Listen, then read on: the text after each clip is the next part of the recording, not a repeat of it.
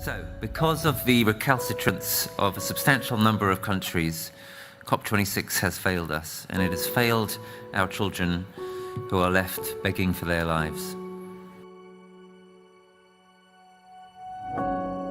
Everyone knows that we have right on our side on this issue. Pretty much everyone. Climate change denial, that's yesterday's news.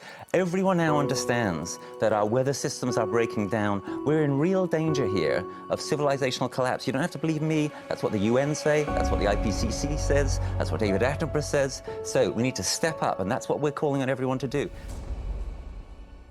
The world is watching, the future is watching. This is going to be what our children and our grandchildren care about. This is going to be what they judge us on. So what's necessary, what's crucial now, is for people to find ways in their lives, and I don't just mean recycling or giving £5 a month to the National Trust, I mean in our communities together, I mean in our workplaces, in our professions, I mean in places that we pray, I mean in politics. So I'm ways interested that we in can actually together make a difference from the ground up, because our governments haven't got this. This is partly about economics, Nigel. You must know this, that Britain is lagging relative to many other countries now on the energies and industries of the future, such as obviously renewable energy. Now that's a serious mistake. So the point I was making was that it may be too soon to say how good a thing or otherwise the Industrial Revolution was, because if we end up destroying the entire human race and the entire planet, we might have to conclude that it wasn't. The students who are at Cambridge right now could live into the 22nd century. What's the world going to be by that time? Well, what we hope, of course, is that it will be a world where the climate's been brought under some kind of control and things aren't spiraling into a worse and worse situation. But it will only be like that if there is a massive shift that everybody needs to take part in.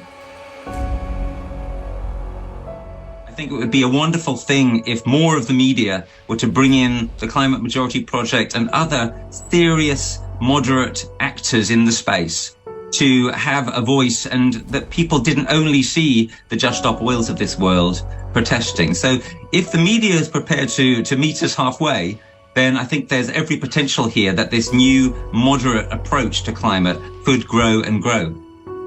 Well, I'm certainly halfway there. Let's hope we've started something. Rupert Read, thank you very much indeed for talking to me tonight.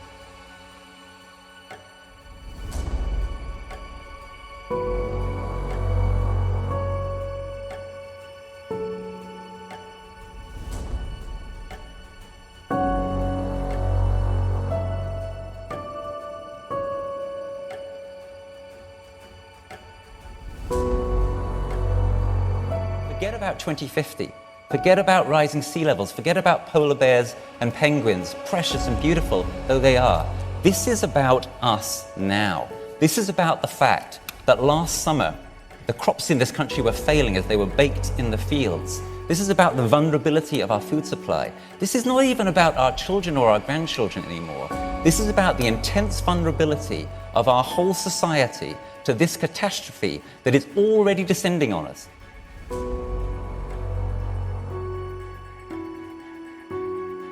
So there is no escape to our climate predicament. There is no equivalent of victory.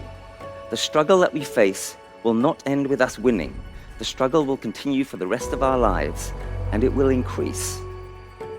But there is a way through.